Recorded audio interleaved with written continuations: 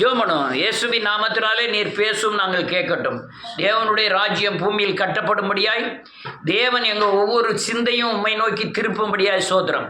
கர்த்தர் ஆசீர்வதிப்பீராக, கிருபைதார்க. இயேசு மூலம் ஜெபிக்கிறேன் ஜீவனுள்ள தகப்பனே. ரைட்டு, கர்த்தருக்கு ஸ்தோத்திரம். நான் அந்த வேதத்துக்குள்ளே வர்றதுக்கு முந்தி பெரிய குடிகாரனாக இருந்தேன். எத்தனையோ இடம் சொல்லியிருக்கேன், இப்பவும் சொல்கிறேன்.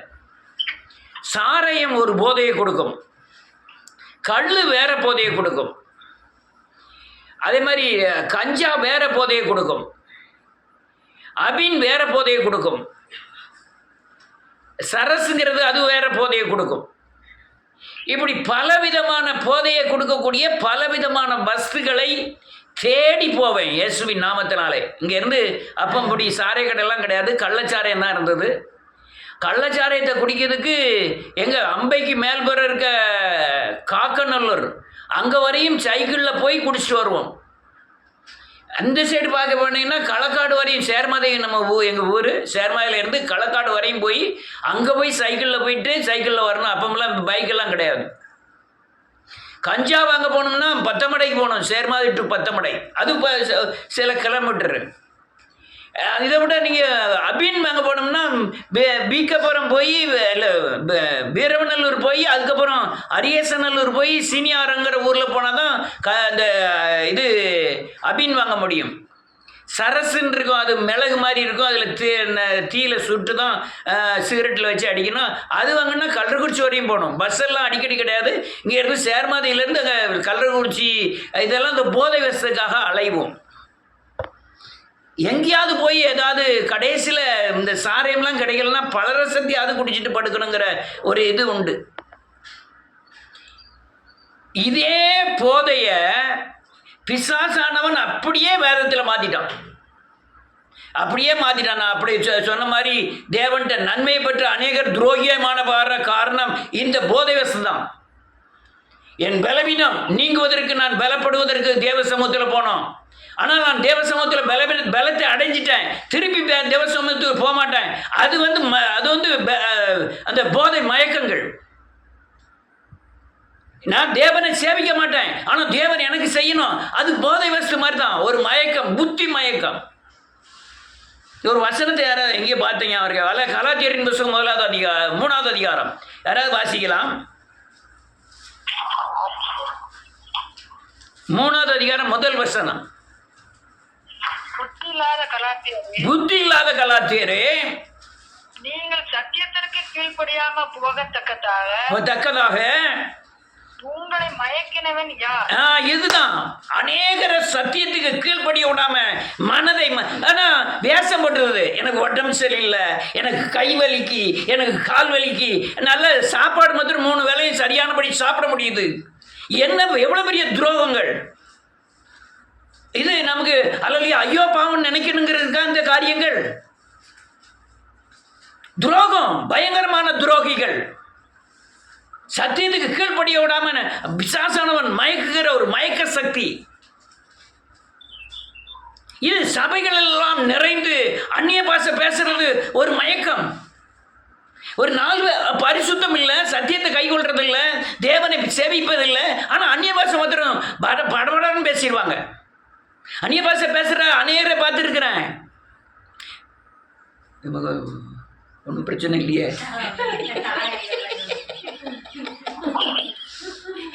அந்நிய பாஷை பேசுகிற அநேகரை பார்த்துருக்கேன்.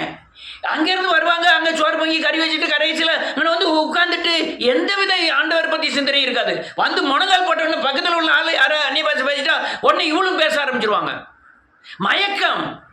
ஆவியில் நிரம்புவதை பார்த்துருக்கிறேன். அநேகர் ஆவியில் நிரம்புவதை பார்த்துருக்கிறேன். வந்த உடனே அந்நிய பாஷை பேசி கையை காலை ஆட்டி அப்படியே குதிக்கிறதையும் உருள்றதையும் பேசுறதையும் பார்த்துருக்கிறேன். துரோகிகள். ஏன்னா நான் ஆவியில் நிரம்புவது பெரிய காரியம் இல்லை. ஆவியில் நிரம்பி உருளணும்னு ஆண்டவர் சொல்லவே இல்லை. ஆவியில் நடத்தப்பட வேண்டும். ஆவியினால நடத்தப்படுவது வேணுமா? ஆவியினால நிரம்புவது வேணுமா? ஆவியினால நடத்தப்பட்டு தான் நான் நிரம்பி அநேகருக்கு கனி கொடுக்கிறவனாய் மாற வேண்டும். அங்கே கனி இல்லை, ஆனால் ஆவியில் நிரம்புகிறார்கள். பாடல் அநேகர் அந்த பாடல் இது இந்த கடந்த தலைமுறையிலலாம் பார்த்தீங்கன்னா எங்களை பார்த்தாலும் பாடல் பாடிக்கிட்டே தான் போவாங்க. அதுதான் சிஎஸ்ஐ பேக்ரவுண்டில் உள்ளவங்களாம். அதில் ஒரு மோகம், அதில் ஒரு அலலியா இன்பம். அந்த சரோஜினியா அந்த பாடல் ஆராதனை கீர்த்தனை பாடல்கள் அதெல்லாம் வாயில் நல்ல பாட்டு படிச்சுட்டாலே. ஆனால் சத்தியமோ பரிசுத்தமோ இருக்காது. கிறிஸ்துவின் வேஷம் இருக்கும், சபையின் வேஷம் இருக்கும். கொஞ்சம் சங்கடமான சத்தியங்கள் தான். அல்லேலூயா. அநேகரை பார்த்துருக்கிறேன். அல்லேலூயா. பல ஊழியம் செய்வதிலும் கூட புகழ், பெருமை, பணம், அல்லேலூயா. இன்னும் ஆண்டவரே எனக்கு சத்தியம் தெரிஞ்சிருக்கு, நான் பல கருத்துக்களை போதிக்கிறேன். இதெல்லாம் மோகங்கள். இது பிசாசு கொண்டு வருகிற பயங்கரமான மயக்கங்கள், புத்தி மயக்கங்கள். கொஞ்சம் நெஞ்ச மயக்கம் இல்லை, ஏகப்பட்ட பேர் மயக்கங்களில் சிக்கி தவிக்கிறார்கள். ஆராதனை நடத்துவது தேவனுடைய நாமத்து பயபக்தியோடு செய்யக்கூடியது, அது மயக்கமாய் மாறிட்டு தேவ துரோகிகள் வருது. உங்களுக்கு பின்னால அவர் கயிறுகளினாலே சவுக்கு உண்டு பண்ணி வரப்போறாரு. காலங்கள் நிறைவேறும் போது எல்லாம் பின்னி எடுத்துருவாரு. கர்த்தருக்கு ஸ்தோத்திரம். யாருமே தப்ப முடியாது. நான் தேவன்ட்டு ஒரு நன்மையை வாங்கிட்டு நான் தீமை செய்வதற்கு அவர் அனுபவிக்க மாட்டாரு. நன்மை செய்தால் நீங்க நன்மை தேவனுக்கு செய்யணும். ஏதோ நீங்கள் அழலையா சிலுவையில் அறையப்படுவதற்கு முந்தி இயேசு சொன்ன அந்த இயேசுவை பார்த்துக்கிட்டு இருக்கீங்க. அவர் அங்கே இல்லை. இப்போ அவர் சிலுவையை முடித்து நியாயாதிபதியாக இருக்கிறார், நியாய தீர்ப்பு செய்கிறவராக இருக்கிறார். இணங்குதல் அதெல்லாம் இப்போ இருக்காது. இப்போ நீ தீமைக்கு தீமையும் நன்மைக்கு நன்மை தான் பெற முடியும். அதனால போதையில் நிறைஞ்சிட்டாங்க, மயக்கத்தில் நிறைஞ்சிட்டாங்க. ஆராதனை ஒரே ஆட்டங்கள், பாட்டங்கள், கலர்கள், அலலியா, புகைகள், இதெல்லாம் பயங்கர துரோகமாய் காணப்படுகிறது கிறிஸ்துவ ஜீவியத்தில். பிசாசின் தந்திரம் அதுதான். சபைகளை அப்படியே சின்ன பின்னமாகிட்டோம். என் உபதேசம் பெருசு, உபதேசம் பெருசு. நான் இதெல்லாம் ஆவிகள்னு சொல்லுவேன். சிஎஸ்ஐ ஆவி, ஆர்சி ஆவி, பெந்தேகோஸ்தே ஆவி, இதெல்லாம் அசுத்த ஆவிகளின் தன்மைகள்.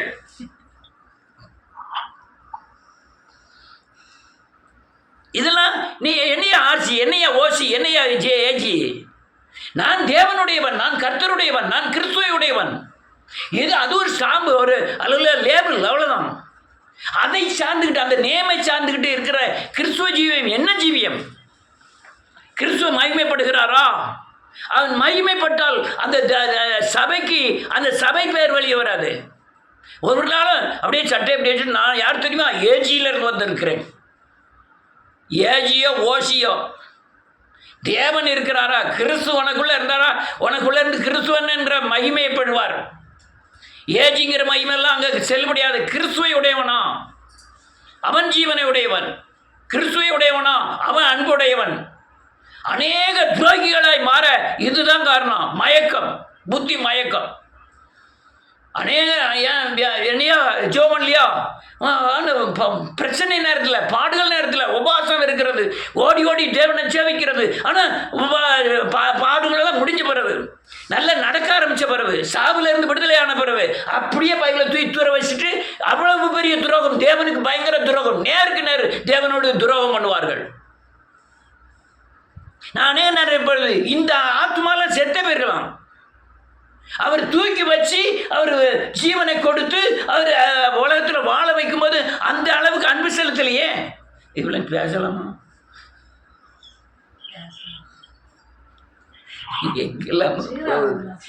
எங்கெல்லாம போகுது. அவர் சீராவதாரு இல்லையா? நம்ம சீராவணும். அலேலுயா. நல்ல காட்டுடுங்க. மயக்கம், நீ எல்லா சபைகளும் மயக்கம். ஆண்டவர் நன்மை செய்யணும், பொய் பேசக்கூடாது, நீதியாக நடக்கணும். இதெல்லாம் நடக்கிறதுக்கு அவர் உங்களை சிச்சித்து போதித்து நடத்தி உங்களை ஆசீர்வதித்து இருக்கிறார். ஒரு வீடு வந்த பிறகு, ஒரு கார் வந்த பிறகு, ஒரு வேலை கிடைச்ச பிறகு, பிள்ளைகள் படிப்பு நிலைக்கு வந்த பிறகு உடனே நேர தேவனுக்கு எதிராக தான் துரோகம் பண்ண ஆரம்பிக்கிறார்கள்.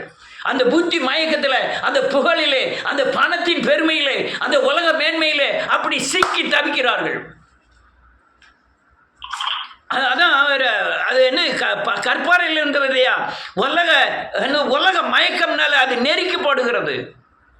மயக்கத்தில் அப்படியே அல்லையா என்ன நடக்கணும்னே தெரியல. தேவ காரியங்களை தவிர எல்லா காரியங்களையும் செய்ய ஆரம்பிச்சிருவான். அவன் தான் தேவ துரோகி.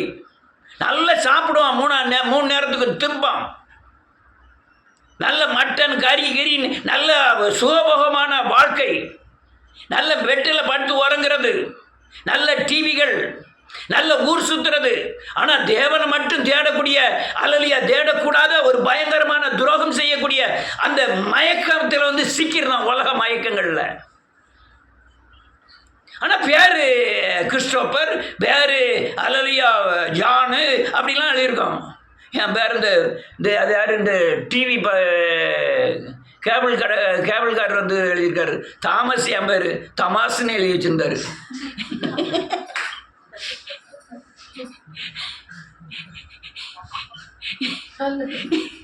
அந்த பையன் நல்லா படித்த பையனாக தான் இருக்கான். அது எனக்கு ஒரு அட்டையெல்லாம் கொடுத்துருக்கான். அவன் டைரியில் வேறு என் பேர் எழுதி வச்சிருக்கான். பேரை பார்த்தேன், என் பேர் தமாஸ்ன்னு எழுதி கொடுத்துருந்தான்.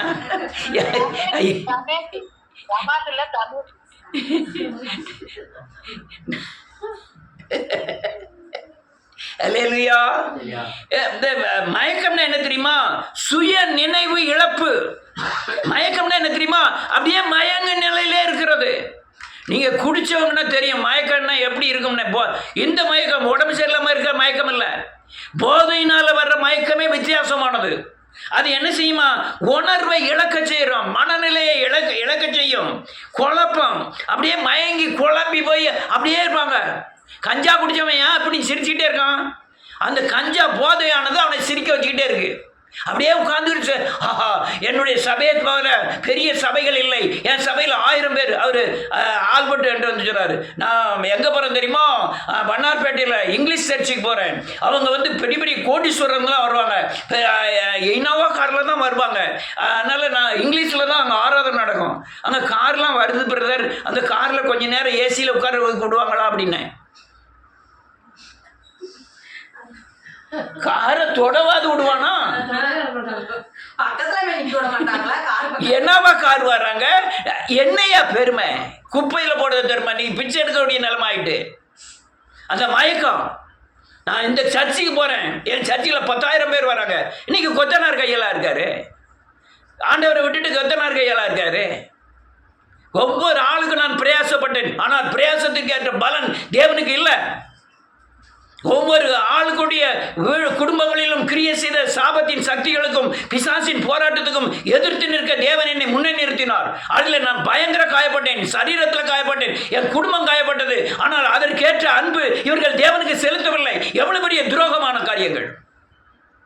நான் எல்லாத்தையும் வச்சுட்டு தான் சொல்லுவேன், சாட்சியாக தான் சொல்லுவேன். நீ யாருனாலும் என்கிட்ட கேளுங்க, நான் என்ன துரோகம் பண்ணிட்டேன்னு கேளுங்க, வரிசையாக அடிக்க சொல்லுறேன், ஒவ்வொரு காரியமாக அடிக்க சொல்லுறேன். நான் பணம் இல்லையா உன்ட்ட எந்த பணமும் நான் விரும்பவும் இல்லை. நீ தேவனை சேவிக்க வேண்டும் என்றுதான் தேவன் உங்க குடும்பத்தில் இறங்கி வந்தார். அநேகர் செத்து பல வருஷம் இருக்கும், இன்னைக்கு ஜீவனோடு இருக்கிறது காரணம் தேவனுடைய அன்பு. ஆனா அன்புக்கு பிரதிபலிப்பு என்ன? அதே திரும்ப அன்பை செலுத்துகிறோமா? அதான் முக்கியம். அந்த அன்பு இல்லை, அநேகற்ற இல்லை. துரோகத்திலும் பயங்கரமான துரோகம். ஒரு மனுஷனு கூட நீதி செய்யறாங்க, ஆனா தேவனுக்கு துணிந்து துரோகம் பண்ணுகிறார்கள். வாசிக்கல ஒரு வசனத்தை.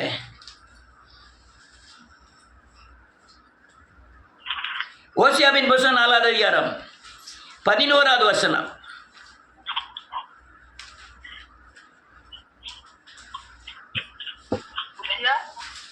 நாலு 11.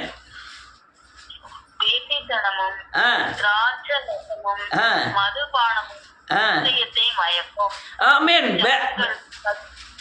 போதும், அட்டல் 100 ஆள் வாசிக்கலாம். பேசித்தனமும்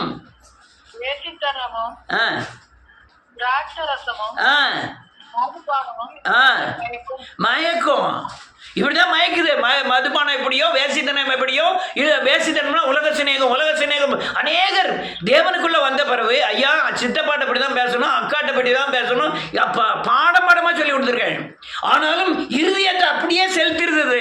அதுக்கு காரணம் வேசித்தனம். அது பேரு வேசித்தனம். அது பயங்கர மயக்கத்தை கொடுக்கும், மயக்கத்தை கொடுக்கும், வேதனையை கொடுக்கும். அவங்க காயப்பட்டான்னா நீங்க காயப்படுவீங்க, அவன் சந்தோஷம் இருந்தா நீங்க சந்தோஷமா இருப்பீங்க. இது அந்த ஈக்குவல் பண்ணுகிற பயங்கரமான மது, அந்த மயக்கங்கள். அது சாரைய மயக்கத்தை விட, திராட்சை ரசம்னா சாரையம், சாரைய மயக்கத்தை விட கொடுமையாக இருக்கும். மயங்கி மயங்கி அப்போ நான் ஜெபம் பண்ணுவேன், வேதத்தை வாசிக்க மாட்டேன், வேதத்தை வாசிப்பேன், ஜெபம் பண்ண மாட்டேன். இதெல்லாம் ஜெபம் பண்ணதில் உள்ள மயக்கம். அநேகர் ஜெபம் பண்ணால் போதுன்னு நினைக்கிறாங்க, வேதத்தை வாசிக்க கூடாது. இது தேவ துரோகம். என் காரியத்தை போகிற தேவன் சொன்னால் நீங்கள் இப்போ வேதமத்தை மட்டும் வாசிச்சிங்கன்னா பெரிய ஞானி ஆயிடுவீங்க, உலக ஞானி ஆயிடுவாங்க. அநேகர் ஜெபம் பண்ணாத வேத வாசிப்பு உங்களை ஞானியாக்கி விட்டுரும். என்ன ஞானி? சாகிற ஞானி. உலகத்திலையும் வாழ முடியாது, கிறிஸ்துக்குள்ளேயும் வாழ முடியாது. எனக்கு அந்த வசனம் தெரியும், இங்கே வசனம் தெரியும், அது இங்கே இருக்குது, அது இங்கே இருக்குன்னு சொல்லி தன்னைத்தானே வஞ்சிக்கக்கூடிய பயங்கரமான மயக்கத்தில் சிக்கிக் கொள்வார்கள். அநேக ஆராதனை நடத்தக்கூடியவர்கள், தீர்க்க தரிசனங்கள் சொல்லக்கூடியவர்கள், சபை ஊழியர்கள், வேசிகள், பவசாரக்காரர்கள், அநேக ஆராதனை நடத்தக்கூடிய வாலிப பையங்கள்லாம் பயங்கரமான வேசிக்கல்லர்கள். சபை அல்லது வேசியின் கூடாரமாய் மாறிட்டு தெரியுமா உங்களுக்கு? சர்ச்சுக்கு ஏன் போகிறேன்? சைட் அடிக்க போகிறேன், எனக்கு அந்த பிள்ளை அங்கே வருது, அதனால் நான் சர்ச்சுக்கு போகிறேன். என் ட்ரெஸ்ஸை குறைய போட்டிருக்கேன், அந்த பையன் என்னை பார்க்கான், அதனால நான் ட்ரெஸ்ஸை குறைய போட்டிருக்கேன். 8 வயசு பிள்ளை 7 வயசு பிள்ளைக்கெல்லாம் ரொம்ப செக்ஸாக ட்ரெஸ் பண்ணி விடுவாங்க. யார்? கிறிஸ்துவ ஜனங்கள், அறிவில்லாத ஜனங்கள். அல்லேலூயா. கற்பனை கட்டல் எல்லாம் கைகொள்றதில்லை. எவ்வளோ பெரிய சிக்கல் தெரியுமா உங்களுக்கு? அநேகருக்கு தெரியல. தேவ வசனத்தை கைகொள்ளனா அசால்ட்டாக நினைக்கிறாங்க, நமக்கு என்ன வந்துட போகுது. இதில் வேறு சொல்லிடுவாங்க, தேவன் என்னோடு கூட இருக்கிறோம். இன்னும் ஒரு படி மேலே போய் தேவன் என்னோடத்தில் பேசினோம். இன்னும் ஒரு படி மேலே போய் நான் ஜெபம் பண்ண மாட்டேன், தேவ துரோகம் பண்ணுவேன், எல்லாவற்றையும் நீ பாதுகாத்து கொள்வார். அவங்க அந்த புத்தி மயக்கத்தினால பிசாசு கொடுக்குற ஆலோசனைகள். ஒரு வசனத்தை வாசிப்போம். உபாகமத்தின் புத்தகம் 28வது அதிகாரம் 15வது வசனம்.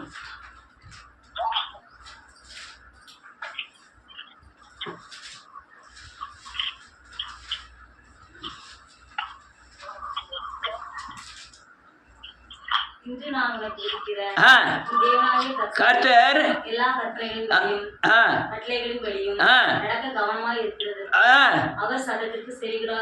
சபை கொடாதே போவாயாகில். இப்ப வாசிக்கலாம் 28, 29, 15வது வசனத்திலிருந்து இப்ப 28, 29 வாசிக்கலாம். அந்த கற்பனை கட்டளை கைகொள்ளலன்னா உன்னை புத்தி மயக்கத்தினாலும் உன் குருட்டாட்டத்தினாலும் வாதிப்பார். நல்ல கழுங்க. குருடன் கிறிஸ்துவர்கள் அநேகர் கற்பனை கட்டளை கைகொள்ளாம இருக்கிற கிறிஸ்தவர்கள் இப்படி குருடனை போட்டுதான் கதவை தடவி திரிகிறார்கள். ஆமேன். பட்ட பகல்லே அல்லேலூயா. என் வீட்டுக்குள்ள என்ன நடக்கு, என்னை சுற்றி என்ன நடக்கு, நான் சாபத்திலிருந்து விடுதலை ஆயிருக்கணும், பிசாசின் போராட்டம் இருக்கான், நான் என்னுடைய மீறுதலினால இந்த வேதனை வருகிறதா, அதை கண்டு கொள்ள முடியாத குருடரை போல பட்ட பகலிலே தடை திரிவார்கள். ஏன்னா கற்பனை கட்டளை கைகொள்ளல. உன் வழிகளில் ஒண்ணுமே வாய்க்காமல் போகும். ஒடுக்கப்படுகிறவனாயிருப்பாய். போதும், பறி கொடுக்கிறவனுமாயிருப்பாய். நீ கற்பனை கட்டளை கைகொள்ளலனாலே தடை தெரிய வேண்டிதான். இங்க சர்ச்சுக்குள்ள இருக்க மாத்திரம் விசுவாசம் விசுவாசம் தேவன் பார்த்துக்கோ. வெளியே போன பலத்தை நம்ம வேண்டியதுறோம். ஏன்னா கண் குருடன். மலைகளை பேர்க்கத்தக்கதான விசுவாசத்தை தேவன் கொடுத்தாலும் ஒரு சுயபலத்தை நம்பி கண் குருடனை போல தடவி திரிகிற காலம் இது. அல்லேலூயா. எவ்வளவு பெரிய கொடுமைகள். அதுவும் ஊழியக்காரர் ரொம்ப கொடுமை. அவனுக்கு ஒண்ணுமே தெரியல. பைபிள் கிளாஸ் முடிக்காம உடனே பைபிளை தூக்கிட்டு வந்துருந்தான். பைபிள் இதுக்கு நீ படிக்க வேண்டிய இடம் பைபிள் கிளாஸ் மட்டுமல்ல, நீ படிக்க வேண்டிய அல்லவியா கல்வி கூடாரமே ஆவியானவர் கூடாரத்தில் நீ படிச்சிருக்கணும். உபத்திரவத்தின் பாதையில் வந்திருக்கணும். விசுவாசத்தின் பாதையில் கிரியை நடப்பிக்கணும். ஒவ்வொரு காரியமும் விசுவாசத்தின் பாதையில் நடக்கணும். நடந்திருந்தா மட்டும்தான் நீ ஊழியக்காரனாக செயல்படுவதற்கு முடியும். நீ எவ்வளவுதான் கோடீஸ்வரனாக இருந்தாலும் அதை 1லிருந்து ஆரம்பிக்கிறதுக்கு ரெடியாக இருக்கணும். உன் பைசா பூரா தூர போட்டுட்டு திருப்பி 1ஆம் கிளாஸ்ல இருந்து நாளைக்கு ஆரம்பிக்கிறதுக்கு ரெடியாகும்.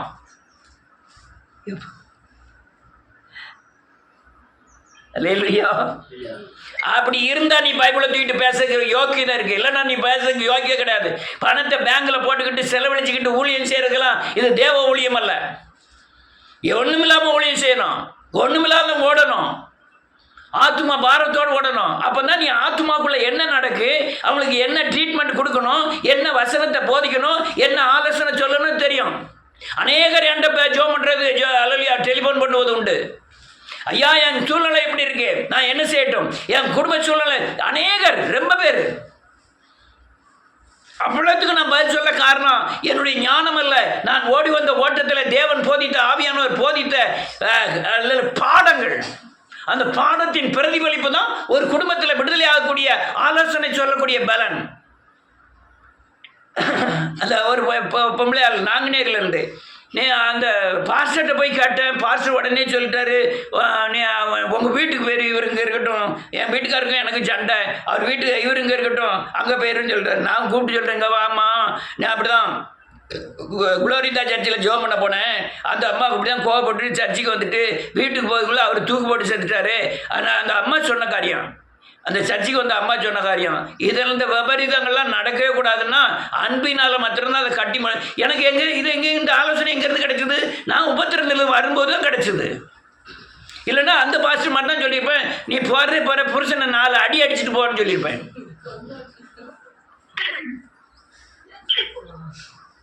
ஏன்னா தேவ ஆலோசனை தேவன்கிட்ட கிடைக்க காரணம் நான் என் உபத்திரத்தின் பாதையில் வந்தேன், உபத்திரத்தின் பாதையில் வந்தேன். அதனால தான் சாக சொல்ல முடியும், யாரை நம்பி நான் கிறிஸ்துவ ஜீவன் செய்யலைன்னு சொல்ல முடியும், யார் காணிக்கையை நம்பி நான் வாழலைன்னு சொல்ல முடியும். அல்லையா, எந்த வனாந்திரத்தில் கொண்டு போனாலும் அங்கேயும் 4 பேரை கிறிஸ்துக்குள்ளே நிறுத்தி அங்கேயும் நான் தேவனுக்காய் ஓட முடியும். எந்த ஊர், எத்தனை ஊர் மாறி வந்திருக்கேன், எத்தனை சர்ச்சு வழியாக ஓடி வந்திருக்கேன். சாதாரணமாக இல்லை, பல உபத்திரவத்தின் பாதையில், பல வியாபாரங்கள் மத்தியில் இதுவரை 25-30 வீடுகளுக்கு மேலே வாடகை வீட்டில் இருந்திருக்கேன். எத்தனையோ ஊர்களில் இருந்திருக்கேன், எத்தனையோ இனமான ஜனங்கள் மத்தியில் இருந்திருக்கேன். சாதாரணமாக பாடத்தை கற்றுத்தரல, இத்தனை உபத்திரவத்தின் மத்தியில் தான் பாடத்தை கற்று வந்தார். எந்த மயக்கத்திலையும் விழ போகிறதில்ல. எத்தனையோ பேர் லட்சங்களை கொடுத்து என்னை விலைக்கு வாங்கிடலான்னு பார்த்தாங்க.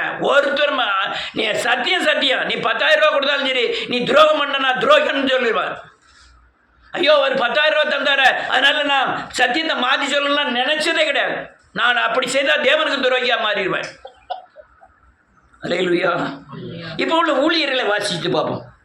ஏசாயாவின் புத்தகம் 10வது அதிகாரம், 56வது அதிகாரம்.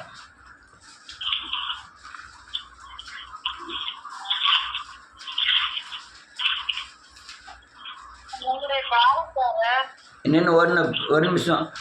10வது வசனத்திலிருந்து, அவனுடைய காவல்காரர் எல்லாரும் ஒன்று அறியாத குருடர், அவர்கள் ஒன்றுமே அறியாத குருடர்கள், அவர்கள் எல்லாரும் கொலைக்க மாட்டாத ஊமையான நாய்கள், அவர்கள் அல்லலியா திருடனை பார்த்து கொலைக்க மாட்டாத அல்லலியா ஊமையான நாய்கள். வேற சொல்றது, ஊழியக்காரர் திருட வந்தா சொல்லணும், இவன் சொல்றதே இல்லை. தூக்க மயக்கமாய் புலம்புகிறவர்கள், தூக்க மயக்கமாய் புலம்புகிறவர்கள், படுத்து கொள்ளுகிறவர்கள் நித்திய பிரியர்கள். அல்லையா, நித்திரதான் அவங்களுக்கு. நித்திரன்னா என்ன அர்த்தம்? இந்த படுக்கையில் படுக்கிறது இல்லை, ஆவிக்குள்ள எழும்பக்கூடிய விழிப்பாய் இருக்கக்கூடிய தன்மை இல்லாத நித்திரை பிரியர்கள். அநேகரை பார்த்துருக்கேன், அவங்க வாயிலிருந்து வேதத்தை தேடுவார்கள். அவங்கள ஆசாரியனுடைய வாயிலிருந்து வேதத்தை தேடுவார், அந்த வேதமே இல்லை. சுய புத்தி, சுய ஞானத்தின் வார்த்தை, உலக வார்த்தைகள். ட்ரம் எங்கே போனாரு, மோடி இங்கே போனாரு, இவர் அங்கே போனாரா, அதுதான். சினிமா பாடலை பலிபடத்தில் சொல்லி புத்தி சொல்லக்கூடிய ஊழியர்கள் எவ்வளவு குருட்டுத்தன்மையில் இருக்கான், எவ்வளவு அல்லையா, எவ்வளவு நித்திரை பிரியனா இருக்கான். அவன் இதில் குருடனாயிட்டான். சினிமா எங்கேயோ ஒரு இடத்துல ஒரு லேசாக ஒரு வார்த்தையை சொல்லலாமே தவிர, சினிமா பாடலே பாடி அவன் போதிக்கக்கூடியவனா இருப்பான். அடுத்த நிலை இருக்கு,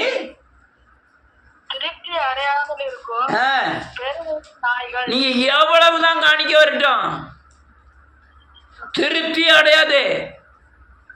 நான் எத்தனை போயா உன் காணிக்கையும் சரி நீயும் சரி, நீ வேதத்தில் நடந்தால் மட்டும்தான் உன்னை காணிக்காங்க, இல்லைன்னா நீயும் சரி உன் காணிக்கையும் சரி வச்சுட்டு போன்ருக்கேன். இல்லை நான் ஏமாற்றி வாங்கினா எவ்வளோ வாங்கியிருக்கலாம், ஆனால் எனக்கு தேவன் பாதுகாப்பு இல்லாமல் போயிடும், தேவனுடைய ஆசீர்வாதம் இல்லாமல் போயிடும். நான் எந்த காரியத்தையும் வாங்காம எல்லா காரியமும் தேவன் நடத்துதை நான் கண்டிருக்கிறேன். என்னுடைய தேவ வழி நடத்துதல் ஒரு இடத்துல முடியலைன்னா அந்த பொண்ணை கொண்டு போய் என் பொண்ணை இன்னொரு மகனுக்கு கொடுக்கணும்னு நினைக்கிறேன், அங்கே காரியம் நடக்கலைன்னா அது தேவ திட்டம் இல்லைன்னா வேற இடத்துல போயிடுவேன். கிட்ட வந்து முடியக்கூடிய அளவில் வந்தாலுமே அது தட்டிட்டு போனோம், நான் தேவ திட்டம்னு போயிடுவேன். கவலைப்பட்டதே கிடையாது, ஏன்னா நடத்துகிறவர் தேவன். அநேகர் பண்ணா இருக்காங்க. அடுத்தால பகுத்த அறியவே தெரியாது, எல்லாம் உலகம், எல்லாம் பகுத்தறியவே தெரியாது. ஒரு ஆள் பாவம் செஞ்சுட்டாரு, இங்கிருந்து விலக்கியாச்சு, அது இன்னொரு சர்ச்சுக்கு போறாரு, ஏன் முன்னாலே அவர் வந்து பெரிய இதாக அவரை வரவேற்கலாம். எனக்கு தெரியுது இது சபையிலே சேர்க்கக்கூடாத ஒரு பாவம். அவர் பெரிய ஊழியர் தான், அவர் 100 பேருக்கு மேலே நடத்துகிறாரு, அவர் முன்னால் பெரிய தோரணையாக நடத்துகிறாரு. ஏ போயா, அப்போ அவனுக்கு சத்தியம் தெரியலன்னு தானே அர்த்தம், வழிமுறைகள் தெரியலன்னு குருட்டுக்கன்னு தானே அர்த்தம். அடுத்த நிலை இருக்கு, அவர்கள் ஒவ்வொருவரும் தன் தன் வழியையும் அவன் தன் மூலையிலிருந்து அவன் தன் மூலையிலிருந்து தன் தன் பொழிவையும் நோக்கி கொண்டிருக்கிறான். அவன் தன் தான் வழியை தான் நோக்கிக்கிட்டு இருக்கான். நீங்க எப்படியும் போங்க. ஐயா ஒரு ஊழியக்காரர் சொன்னாரு, ஐயா உங்க வீட்டை வித்துருங்க. இன்னொரு அதே ஊழியக்காரர் இருந்தாரு, நீ இந்த ஊரை விட்டு செங்கோட்டைக்கு போயிருங்க. இன்னொரு எங்கே போனாலும் நீ பொண்டாட்டி இங்கே வந்துருக்கட்டும், புருஷன் அங்கே போய் இருக்கட்டும், எல்லாம் தனித்தனியாக வேலை செய்யுங்க. இது எவ்வளோ பெரிய துரோகங்கள். என் பையன் கூட சொன்னான், இந்த என் மனைவியும் பிள்ளையும் அங்கே அனுப்பிடுறேன், நீ அங்கே பக்கத்தில் ஒரு வீடு எடுத்து உங்கள் பார்வையில் இருக்கட்டும், சர்ச்சுக்கு போனால் கொஞ்சம் சத்தியத்தில் வளரும், அதனால இருக்கு. நான் சொல்லிட்டேன், எப்பாங்க வா, 2 பேரும் ஒன்றா தான் இருக்கணும், பிரியவே கூடாது. அதுதான் முறையாகுமே தவிர பிரிஞ்சாலாதெல்லாம் முறையாகாது. இது சத்தியம்.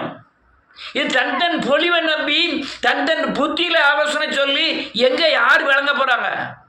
ஒருத்தனும் விளங்க மாட்டியா.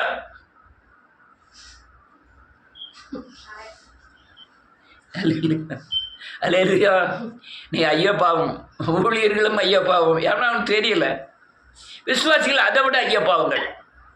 இந்த செம்மறியாடு அப்படியே தலையாடிட்டே போய் ஒரு இடத்துல உட்காந்துட்டு அப்படியே வந்து என்னமோ கிடைச்சது மாதிரி யோசனை பண்ணிக்கிட்டு அப்படியே போகுது. திரும்பவும் சொல்கிறேன், எழுப்புதலில் உள்ள விசுவாசிகளுக்கு இருக்கிற விடுதலை எந்த சபையிலும் இல்லைங்கிறத உரைச்சி சொல்ல முடியும். எந்த சபையிலும் இதை மாதிரி அல்லையா, நான் மேன்மைக்காக சொல்லலை, அனுபவிக்கிறத கண்டிப்பாக சொல்கிறேன். ஒவ்வொரு விசுவாசிகள் விடுதலை ஆனதும் தெரியும், அவங்களுடைய ஓட்டத்தின் பலனும் தெரியும், அவங்களுடைய அல்லையா இப்போ என்ன ஓடிக்கிட்டு இருக்காங்கன்னு தெரியும். ஒவ்வொரு சபையிலையும் ஒவ்வொரு விசுவாசிகளுடைய விடுதலை எனக்கு தெரியும், என் உயரம் எனக்கு தெரியும். அந்த அளவின்படியே அளந்து பார்க்கும்போது எந்த சபையிலுமே ஒரு அதாவது ரெட்சிப்பு இருந்தால் தானே விடுதலை இருக்கும், ரெட்சிப்பு இல்லைன்னா எப்படி விடுதலை இருக்கும்? இல்லையா, மயக்கம். இன்னொரு வசனத்தை மாத்திரம் வாசி முடிப்போம், நேரம் ரொம்ப ஆயிட்டு. மத்தேயு எழுதின சுவிசேஷம்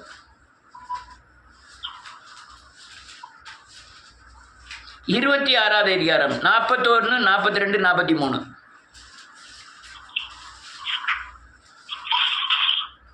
நீங்கள் சோதனைக்கு உட்படாதபடிக்கு ஆமென். விழித்திருந்து ஜெபம் பண்ணுங்கள். ஆவி உற்சாகம் உள்ளதுதான், மாம்சமோ பலவீனம் உள்ளது என்றார். யாரை பார்த்து சொல்றா? இயேசுநாதர் பேதுரு, யோவான், யாக்கோபை குறித்து சொல்றார். என்ன சொல்றாரு? இன்னும் கொஞ்ச நேரத்தில் என்னை பிடிச்சி கொண்டு போய் சிலுவையில் அறைய போறாங்க, அதனால நீங்க பெரிய சோதனை வரப்போகுது, எனக்கு மட்டுமல்ல உங்களுக்கு வரப்போகுது, அதனால என்ன செய்யுங்க, விழித்திருங்க. ஆண்டவர் மாத்திரம் இல்லை, நானும் உங்களுக்கு அதான் சொல்றேன். கொடிய காலம் இன்னும் கொஞ்ச காலம் தான் இருக்கு. உலகம் அழிவு பயங்கரமான பிசாசு பயங்கரமாக எழுந்து நிற்கும். இந்தியாவிலே அநேக பெண்களை காணல, அதுவும் குஜராத்திலே 8000 பேரை காணல, எத்தனையோ லட்சங்கள் பிள்ளைகளை காணல. அப்படிதான் இந்த பூமியில் வாழ்ந்துக்கிட்டு இருக்கோம். அதனால நாமும் நம்முடைய பிள்ளைகளும் நம்மை சார்ந்தவர்களும் பாதுகாப்பாக இருக்கணும்னா நீங்கள் விழித்திருந்து ஜெபம் பண்ணுங்க. ஆனால் இவர் மேலே போய் ஜெபம் பண்ணிட்டு வராரு, இவங்க உறங்கிட்டு இருக்காங்க. அவர் சொல்லாரு, ஒரு நாளைக்கு 1 மணி நேரமாவது ஜெபம் பண்ணக்கூடாதோ? அவங்க அடுத்த நித்திரை மயக்கத்தில் தான் இருக்காங்க. இதே தான் சபையின் நிலைமையும். யாருமே ஜெபம் பண்ணல, யாருமே வேதத்தை வாசிக்கிறது இல்லை, யாருமே இயேசுவை பின்பற்றது இல்லை.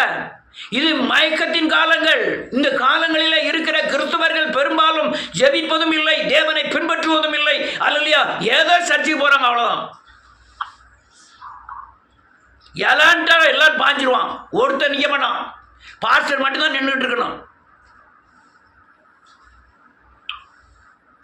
அல்லேலூயா. ஒரு 2 வருஷத்தை மாத்திரம் வாசி முடிப்போம். 2 தீமோத்தேயு 2வது அதிகாரம் 25வது வசனம். 2 தீமோத்தேயு 2வது அதிகாரம் 25வது வசனம்.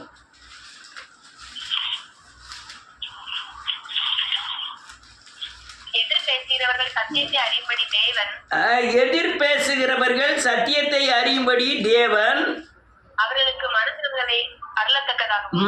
திரும்புதலை அருளத்தக்கதாகவும் பிசாசானுடைய இச்சையின்படி செய்ய அவனால் பிடிபட்டிருக்கிற அவர்கள் ஆமென் மறுபடியும் மயக்கம் தெளிந்து அவன் கண்ணிக்கு நீங்கத்தக்கதாகவும் சாந்தமாய் அவர்களுக்கு உபதேசிக்க வேண்டும். வேதம் சொல்லுங்க, வேதத்தை பாருங்க. தேவனுக்கு எதிர்த்து பேசுகிறவர்கள், சத்தியத்தை அறியாமல் இருக்கிறார்கள், அவர்கள் தேவனுக்கு அல்லையா தேவனிடத்தில் மனம் திரும்புதலை இல்லாமல் இருக்கிறவர்கள், அவர்களுக்கு மனம் திரும்புதலை அருளவும் பிசாசின் இச்சையின்படி செய்ய அவர்கள் பிசாசுக்குள்ள பிடிபட்டிருக்கிறார்கள்.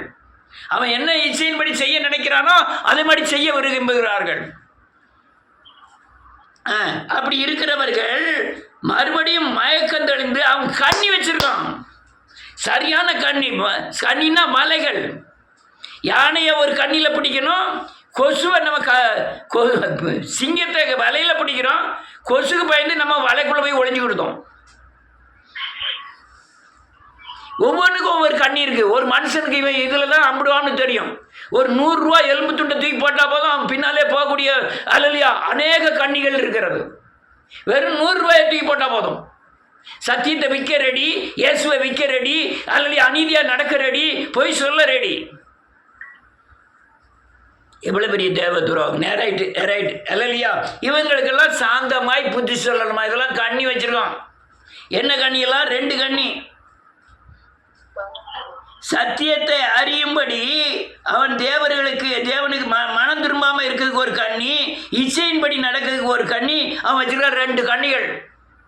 அதுக்கெல்லாம் தெளிவாய் அல்லையா அவர்களை நடத்தணும். ரொம்ப தேவ துரோகம் பண்ணுறாங்க மக்கள். இதெல்லாம் கண்ணிகள். நீங்கள் ஓரளவு இந்த சைடு கண்ணு தெளிவும் தெரியுது, அந்த சைடு கண்ணியில் சிக்கவும் செய்கிறீங்க. அடுத்தால ஒரே ஒரு வசனத்தை வாசி முடிப்போம். 2 பேதுருவின் புத்தகம் 2வது அதிகாரம் 2 பேதுரு 2வது அதிகாரம் 14வது வசனம். பக்கம் 324. விபச்சார மயக்கத்தால் நிறைந்த அது முந்திலிருந்து வாசிக்கலாம். 13லேருந்து. ஒரே ஒரு நாள் வாழ்வை இன்பம் என்று எண்ணி கரைகளும் லட்சைகளுமாயிருந்து இப்படிதான் ஒரு அநேக ஊழியருடைய நிலைமை தான். எப்படியோ உல்லாசமாக வாழணும். அது வட்டி கொடுத்தாலும் சரி, அது எப்படி போனாலும் சரி. நான் அந்த நாங்குநேரில் போய் ஒரு டிவியில் செய்தி கொடுக்க போவேன். அவர் இந்த பாஸ்டர் சொன்னார், கொஞ்ச நேரம் பொறுங்க, இப்போ ஒரு பாஸ்டர் வர்றாரு, அவர்கிட்ட 25,000 ரூபா வட்டிக்கு வாங்கியிருக்கேன், ஞாயிற்றுக்கிழமை தோறும் அவர் வட்டி கொடுத்து வாங்குவார், காணிக்க வர தொட்டு அப்படியே ஒவ்வொரு கடைகள்லாம் போய் எவ்வளோ ரூபா ஆனாலும் கொடுப்பாரு, 100க்கு 10 ரூபா அவருக்கு வட்டி கொடுக்கணும் அப்படின்னு இப்போ வருவார் பாருங்க அப்படின்னாரு. எனக்கு ஆச்சரியமாக போச்சு. என்ன பிரதர் சொல்கிறீங்க? உண்மைதான் பிரதர் சொல்கிறேன். அவர் மாதம் ஆராதனை முடிஞ்ச பிறகு ஆராதனையில் பிரிகிற துட்டை பூரா ஒரு பேக்கில் வச்சுக்கிட்டு ஒவ்வொரு இடமா வந்து வட்டி கொடுப்பாரு. வட்டி கொடுத்து காணிக்கை வாங்கிட்டு போவார். நாங்கள் ஆராதனை முடிச்சுட்டு ஆராதனை செய்தி அப்படியே அங்கே போய் டிவியில் கொடுக்குறோன்ட்டு போவேன். நாங்குநேரியா வள்ளியூருக்கு நேரகோட் டிவியில் அவர் சொன்னார், நான் இப்போ வருவார் பாருங்க, அவர்கிட்ட 25,000 நான் வாங்கியிருக்கேன், நான் 250 ரூபா இப்போ கொடுக்கணும், வந்த உடனே 250 ரூபா வாங்கிட்டு போவார் பாருங்க. அவர் வந்தார் சோத்திர பிரதர்னு, அவர் அழகா சொன்னார், பிரைஸ் லார்ட் ஹல்லேலூயா அப்படின்னு கையை கொடுத்தாரு. நானும் பிரைஸ் லார்ட் ஹல்லேலூயா நானும் கையை கொடுத்தேன். கையை கொடுத்துட்டு, பிரதர் எங்கே ஊழியம் செய்கிறீங்க? உடனே நாங்கள் எங்கே ஊழியம், எத்தனை பேர் வர்றாங்க? ஒரு 15 பேர். 15 பேர் தானா அப்படின்ட்டு அவர் பாட்டில் வட்டியை வாங்கிட்டு போயிட்டார். நானும் வட்டி கொடுக்கலான்னு பார்க்க, ஒருத்தரும் வாங்க மாட்டேங்காங்க வட்டி. சும்மா சொன்னேன். அல்லேலூயா. நான் இந்த கதை உண்மை நடந்தது, நான் வட்டி கொடுக்கணும்னு அவசியம் இல்லை. அல்லேலூயா. நல்ல கேளுங்க. இந்த ஒரு நாள் வாழ்வை இன்பம், வாழ்வை இன்பம் என்றெண்ணி கரைகளும் லட்சைகளுமாய் இருந்து உங்களோட விருந்துண்கையில் தன் வஞ்சனைகளில் உல்லாசமாய் வாழ்கிறார்கள். பிசாசு எப்படி பண்றான் பாருங்க. அடுத்தல விபச்சார மயக்கத்தால் நிறைந்தவர்களும் பாவத்தை விட்டு ஓயாதவைகளுமாய் இருக்கிற கண்களை உடைய, கண்களிலே பாவம் இருக்கிறது, இச்சையோட பார்க்கிற பார்வைகளிலும் உறுதி இல்லாத ஆத்மாக்களை தந்திரமாய் பிடித்து, நல்ல காலுங்க, மயக்கத்துல நீங்க விழுந்துட்டீங்கன்னா உறுதி இல்லாத ஆத்மாக்களை தந்திரமாய் பிடித்து பொருளாசைகளில் பழகின இருதயத்தை உடையவர்கள் சாபத்தின் பிள்ளைகள். பொருளாசையில நிறைந்திருக்கிறவர்கள் அவர் சாபத்தின் பிள்ளைகள். உங்களையும் அங்க வலைக்குள்ள விழுந்து வச்சுருவாங்க. ஒரு ஒரு அது என்ன, ஒரு பெண்ணு கல்யாணம் முடிஞ்சது ஒரு பிரதர் வீட்டில். அது வந்த மருமவ நம்ம நடத்துகிற முறைமைகள்லாம் பார்த்துட்டு மாமனார் மாமியாரையும் கூட, நீங்கள் அந்த சர்ச்சுக்கு போனீங்கன்னா நான் எங்கள் அப்பா அம்மா வீட்டுக்கு போயிடுவேன். எவ்வளோ பெரிய வார்த்தை! இப்போ நம்ம செய்கிறது என்ன தவறு? ஒரே ஒரு தவறு சொல்லுங்கள் பார்ப்போம். அவர் 10 வருஷத்தில் அந்த காரியங்களை, இந்த தூக்கி எடுத்த காரியங்கள் அநேகம். ஆனால் அந்த மகளுக்குள்ள இருக்க, அந்த பிள்ளைக்குள்ள இருக்கிற பேயின் தன்மை என்ன? நீங்கள் அந்த சர்ச்சைக்கு போனீங்கன்னா நான் எங்கள் அப்பா அம்மா வீட்டுக்கு போயிடுவேன். அது எவ்வளோ பெரிய வார்த்தை! யாருக்கு நஷ்டம்? யாருக்கு நஷ்டம்? அதனால் நான் சத்தியத்தை சொல்லுகிறதுனால அநேகருக்கு சத்துருவாய் மாறுகிறேன். கர்த்தருக்கு ஸ்தோத்திரம். எனக்கு அல்லேலூயா. ஒத்தாசை வரும் பர்வதங்களை எனக்கு மேராய் நான் கண்களை ஏறெடுக்கிறேன். வானத்தையும் பூமியும் படைத்த தேவனிடத்திலிருந்து எனக்கு ஒத்தாசை வரும். சத்தியத்தை சத்தியமாக தான் போதிக்க விரும்புகிறேன். கர்த்தர் உங்களை ஆசீர்வதிப்பாராக. எல்லாரும் முழங்கால் படியிடலாம்.